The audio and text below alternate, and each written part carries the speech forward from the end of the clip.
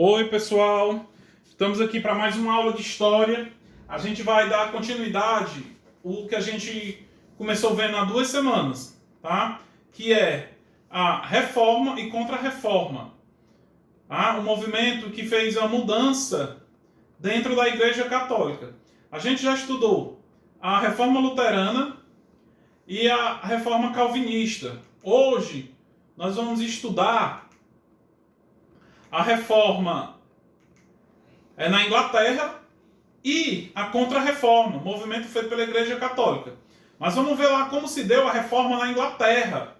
Tá? Que tem personagem principal, Henrique VIII. A reforma na Inglaterra se deu por questões pessoais. Como, professor? Questões pessoais. O que é que acontece? Henrique VIII, que era o rei da Inglaterra no período, ele queria muito ter um filho homem para ser o herdeiro do trono inglês. Mas a sua esposa, Catarina de Aragão, ela não dava um filho homem a ele, só nascia filhas mulheres. Então ele achava, aquele pensamento da época, que o problema era com ela. Ela que não gerava um filho. Então qual foi a ideia dele?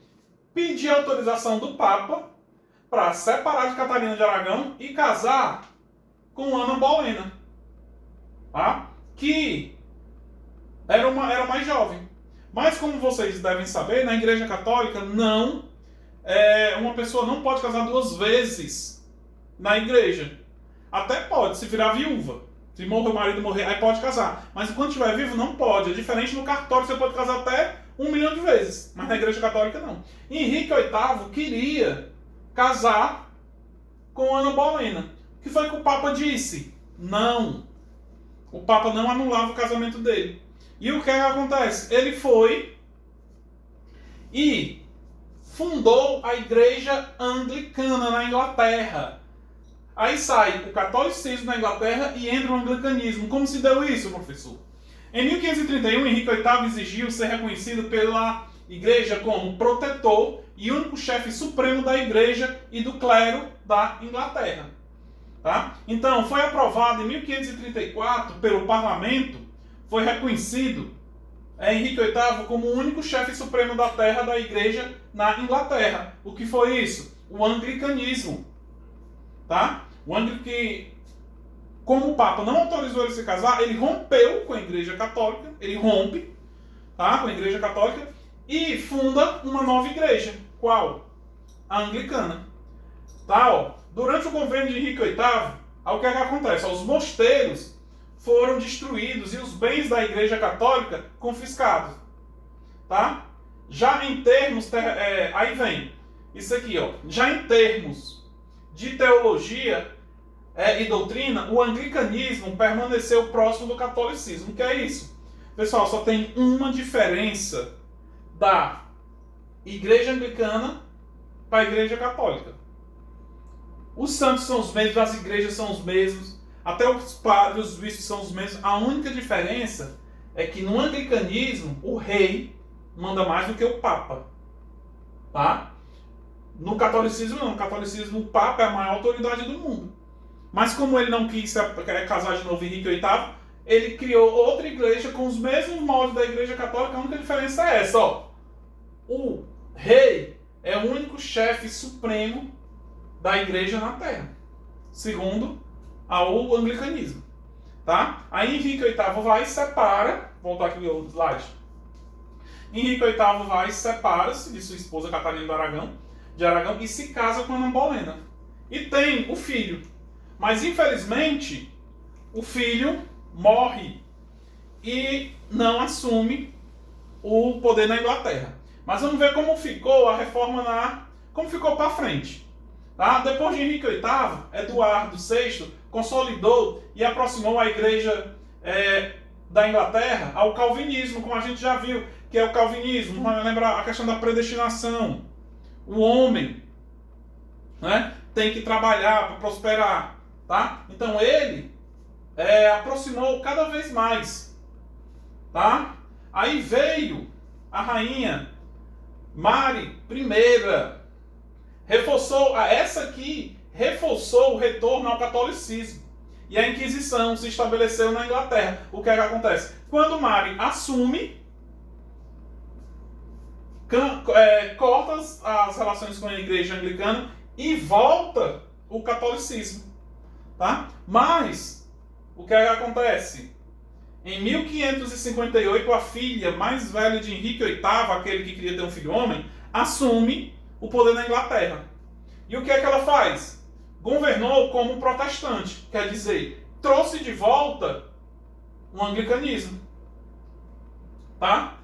Mas levou adiante a política de conciliação. O que era isso? Porque quando a gente viu aqui, ó, que Henrique VIII confiscou as terras da igreja, né? E ficou um confronto entre os católicos e os protestantes. E o que acontece? Quando Elizabeth I, que não é essa atual, pelo amor de Deus, olhem a data aqui, 1558 a 1603, ano que ela converteu. Não é essa Elizabeth, que agora é a segunda, não é a mãe dela. Tá? Então ela tentou conciliar, trazer os católicos para o lado dos protestantes, né? Dos protestantes anglicanos. Mas deixava de fora apenas quem? Os radicais católicos e os puritanos. Tá? Que mais na frente, no ano que vem, vocês vão estudar que esses puritanos derrubaram a monarquia inglesa. Tá? Em 1559 foi reconhecida como governante suprema da igreja. E em 1532 foi publicado um novo livro de oração comum, que eu esqueci de explicar. Aqui foi publicado o primeiro livro de oração comum nas teorias de Calvino. Tá? Então assim foi a reforma protestante na Inglaterra. Foi por questões pessoais. Professor, tinha questões econômicas? Tinha também, que a igreja... O rei pagava muito imposto à igreja, tinha a questão da doação do dízimo, mas o principal motivo foi esse. Henrique VIII queria casar para ter um filho homem e o Papa não autorizou. Agora a gente vai estudar a reforma católica. Professor, por que foi que surgiu essa reforma católica? Vamos lá. Com todo esse movimento da reforma religiosa, a igreja católica começou a perder fiéis. Literalmente vários fiéis. E para barrar essa perda de fiéis, o que foi que ocorreu? A reforma católica, ou então contra-reforma. É o mesmo nome. Tá? Vamos lá como se deu a reforma católica.